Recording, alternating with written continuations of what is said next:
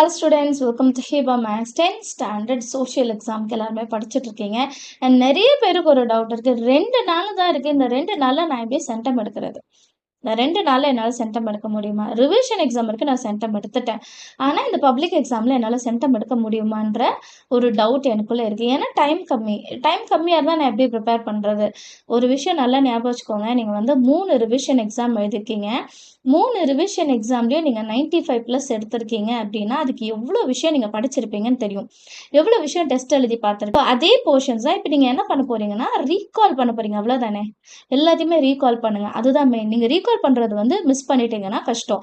எல்லாமே நீங்க ஆல்ரெடி படிச்சதுதான். திருப்பி இன்னொரு வாட்டி படிக்கணும். அந்த படிக்கிற டைமை நீங்க விட்டுட்டீங்கன்னா கஷ்டம். ஏன் இதை சொல்றேன்னா, நம்ம வந்து ஹிஸ்டரிக்கும் ஜியோகிராஃபிக்கும் அதிகமா இம்பார்ட்டன்ஸ் கொடுத்துட்டு சிவிக்ஸ் அண்ட் எக்கனாமிக்ஸ் வந்து நான் லாஸ்ட் மினிட்ல பார்த்தா போதும் அப்படின்னு நினைச்சீங்கன்னா உங்களுக்கு ரீகால் பண்ண முடியாது. ரிவிஷன் பண்ண டைம் இருக்காது. ஸோ நீங்கள் ஹிஸ்ட்ரி, ஜியோகிராஃபி, சிவிக்ஸ், எக்கனாமிக்ஸ் எல்லாத்துக்குமே இம்பார்ட்டன்ஸ் கொடுக்கணும்.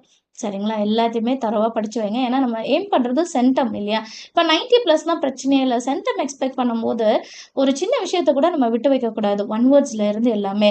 அண்ட் ஒன் வேர்ட்ஸ் புக்கேன்னு எதுலேருந்து வரும்னு கேட்குறீங்க. உங்கள் புக்குக்குள்ளே வந்து ப்ளூ கலரில் பாக்ஸஸ் இருக்கும்.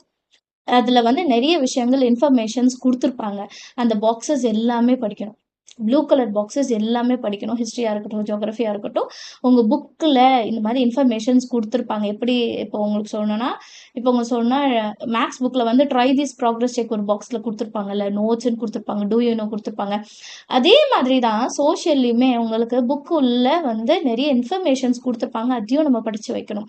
ஏன்னா 1 மார்க் அதுலேருந்தும் வரலாம். சரிங்களா? அண்ட் டிஸ்டிங்விஷ் கிவ் ரீசனுக்கு வந்து நிறைய கொஷின்ஸ் இருக்குது. புக் பேக்கில் வந்து இருக்கிற கொஷின்ஸ் மட்டும் பார்த்தா பத்தாது. நீங்கள் சென்டம் ஏம் பண்ணுறீங்கன்னா, நீங்கள் கைட் யூஸ் பண்ணுறீங்கன்னா அடிஷ்னல் கொஷின்ஸ் இருக்கும். இல்லைனா நம்ம ஸ்கூல்லேயே அடிஷ்னல் கொஷின்ஸ் கொடுத்துருப்பாங்க. அது எல்லாமே பார்க்கணும். சரிங்களா? ஷார்ட்டாக சொல்லணும்னா, சென்டம் ஏம் பண்ணுறீங்களா, அந்த புக்கை நீங்கள் தரவு பண்ணாதான் முடியும். சரிங்களா? நான் கொஞ்சோண்டு படிச்சுட்டு சென்டம் எடுக்கணும்னால முடியாது. நம்ம வந்து சென்டம் ஏம் பண்ணுறோன்னா எல்லாமே படிச்சிருக்கணும். எல்லாமே நமக்கு தெரியணும். அப்படின்னா தான் நம்மளால் சென்டம் வந்து அச்சீவ் பண்ண முடியும். சரிங்களா? இப்போ சயின்ஸு அண்ட் மேக்ஸு நீங்கள் நல்லா எழுதிட்டீங்க அப்படின்னா, ஹிஸ்ட்ரியும் சூப்பராக செய்யணும். அண்ட் ஒருவேளை சயின்ஸ் அண்ட் மேக்ஸில் ஏதாவது சின்னதாக மிஸ்டேக் பண்ணியிருக்கீங்கன்னா, அதில் விட்டது இதில் தான் பிடிக்கணும். ஒரு இதுலையாவது நம்ம சென்டம் எடுத்தே ஆகணும் இல்லையா?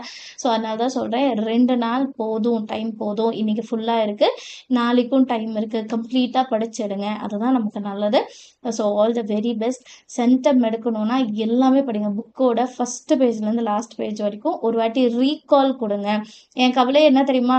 5 மார்க்கு, 8 மார்க்கு மேப்புக்கெல்லாம் இம்பார்ட்டன்ஸ் கொடுத்துட்டு 2 மார்க்ஸ் விட்டுருவீங்களோன்னு பயமாக இருக்குது. ஸோ 2 மார்க்ஸ்க்கு இம்பார்ட்டன்ஸ் கொடுங்க. Distinguish between and give reason இது எல்லாத்துக்குமே இம்பார்ட்டன்ஸ் கொடுங்க. டைம் லைனுக்கு இம்பார்ட்டன்ஸ் கொடுங்க. இதெல்லாம் நீங்கள் வந்து கம்ப்ளீட்டாக ஃபினிஷ் பண்ணிட்டீங்கன்னா கொஷின் பேப்பர் பார்த்துட்டு உங்களுக்கு தெரியும் எல்லாமே ரீகால் பண்ணியிருக்கீங்க, எல்லாமே ஞாபகத்துக்கு வரும். சரிங்களா? ஸோ 2 நாள் தான் இருக்குது அப்படின்ட்டு பயப்படாதீங்க. இது பாசிபிளான்ட்டு கண்டிப்பாக யோசிக்காதீங்க. நம்ம செய்கிற ஹார்ட் ஒர்க்கில் தான் இருக்குது. எவ்வளோக்கு எவ்வளோ நம்ம ஸ்மார்ட்டாக வேலை பார்க்குறோமோ அதுக்கு தகுந்த மாதிரி நம்மளோட ரிசல்ட் வரும்.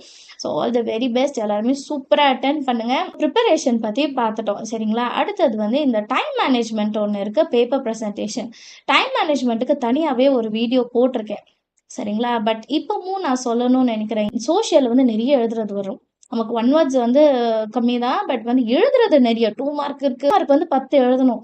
அண்ட் ஒரு 8 மார்க் எழுதணும். ஸோ டைமை வந்து நீங்கள் கரெக்டாக மேனேஜ் பண்ணால் மட்டும்தான் உங்களால் வந்து எல்லாத்தையுமே கம்ப்ளீட்டாக முடிக்க முடியும். சரிங்களா? அண்ட் நிறைய பேர் கேட்குறது, நாங்கள் 8 மார்க் ஃபஸ்ட்டு அட்டென்ட் பண்ணலாமா? தாராளமாக எழுதலாம். 8 மார்க்ஸ் ஃபஸ்ட்டு அட்டென்ட் பண்ணிடுங்க. ஏன்னா லாஸ்ட்டாக எழுதும்போது ஸ்பீடாக எழுதணும். நிறைய பேராகிராஃப் இருந்தால் எழுத முடியாது. ஸோ ஃபஸ்ட்டே வந்து நீங்கள் 8 மார்க் எழுதிடுங்க. மேப் தெரிஞ்சது இருந்தால் ஃபஸ்ட்டே மேப்பையும் முடிச்சிடுங்க. ஏன்னா தனித்தனி ஷீட்ஸு இதை 2ம் நீங்கள் முடிச்சிட்டிங்கனாலே உங்களுக்கு பெரிய பேர்டன் வந்து முடிஞ்ச மாதிரி இருக்கும். அதுக்கப்புறம் 5 மார்க் எடுங்க.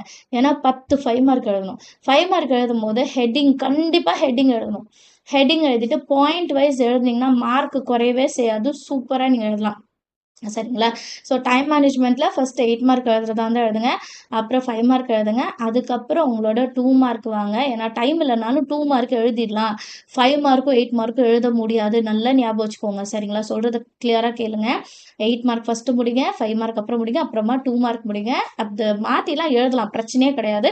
ஆனால் கொஷின் நம்பர், உங்களோட கொஷின் நம்பரையும் அந்த பார்ட் 1 பார்ட் 2 அப்படின்றதையும் கரெக்டாக எழுதணும். இதில் வந்து எந்த சேஞ்சஸும் பண்ணக்கூடாது. சரிங்களா? அடுத்து பேப்பர் ப்ரெசன்டேஷன் பார்க்கலாம். நெக்ஸ்ட் டாபிக் என்னன்னா, பேப்பர் பிரசன்டேஷன். நீங்க சென்டம் எய்ம் பண்றீங்கன்னா, பேப்பர் பிரசன்டேஷன் ரொம்ப முக்கியம். 1 மார்க் பிரச்சனையே கிடையாது. ஆனா, நமக்கு நெறைய 5 மார்க் இருக்கு. 2 மார்க் கூட நம்ம எழுதிடலாம். ஒரு பேஜுக்கு 3 2 மார்க் எழுதலாம்.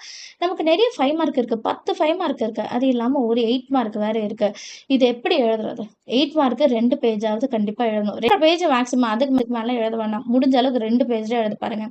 5 மார்க் வந்து ஒரே பேஜ்ல முடிங்க. இல்லன்னா 1 1/2 பேஜ். அதுக்கு மேல கொண்டு போகாதீங்க. ரொம்ப லென்த்தாலாம் எழுத வேண்டாம். அண்ட் இது 2த்துக்குமே ஒரே ப்ரொசீஜர் தான். சரிங்களா? எப்பவுமே டைட்டில் கண்டிப்பா குடுங்க. எத பத்தி எழுத போறீங்க அப்படின்றத கண்டிப்பா குடுத்துருக்கணும். அண்ட் அதுக்கு கீழ பேராகிராஃபா எழுதாம பாயிண்ட் வச்சு எழுதுங்க. சூப்பரா இருக்கும் பாக்க. அண்ட் அவங்க கரெக்ஷன் பண்றதுக்கும் கீ பாயிண்ட்ஸ் பார்த்து சூப்பரா கரெக்ஷன் பண்ணிடலாம்.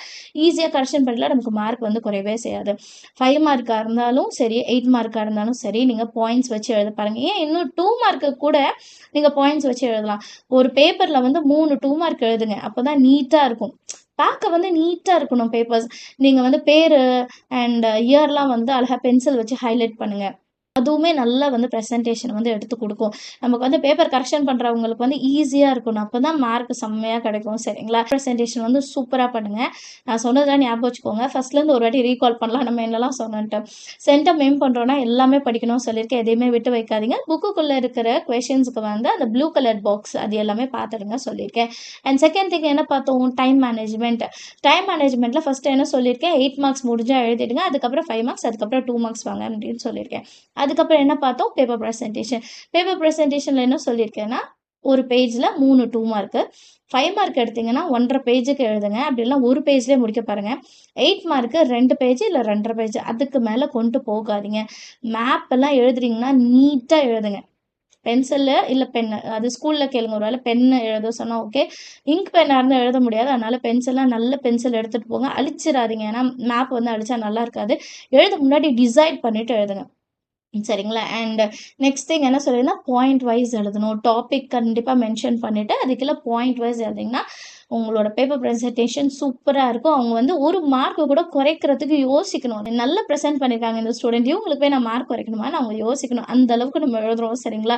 சூப்பரா மார்க் எடுக்கிறோம். இதுலயும் சென்டம் எடுக்கிறோம்.